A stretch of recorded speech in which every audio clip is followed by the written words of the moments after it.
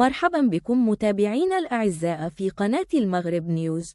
نحييكم أينما كنتم، ونوافيكم دائما بآخر المستجدات من قلب الحدث بكل مصداقية واحترافية. خليك معنا لمعرفة تفاصيل الخبر. كشفت الصفحة الرسمية للقوات المسلحة الملكية عن معطيات جديدة بخصوص حادث تحطم طائرة بمطار فاس سيس.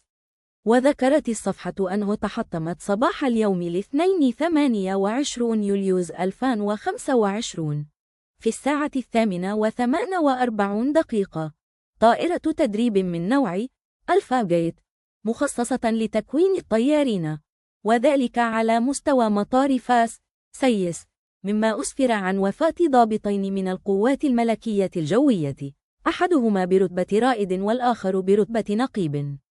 وكان الشهيدان، يضيف المصدر ذاته، في مهمة تدريبية قبل أن يقع الحادث في ظروف لا تزال قيد التحقيق، وقد بادرت السلطات المختصة إلى تشكيل لجنة خاصة للوقوف على أسباب وملابسات هذا الحادث. وتقدمت القوات المسلحة الملكية بخالص عبارات التعزية والمواساة إلى أسرة الشهيدين وذويهما، سائلة الله أن يتغمدهما بواسع رحمته.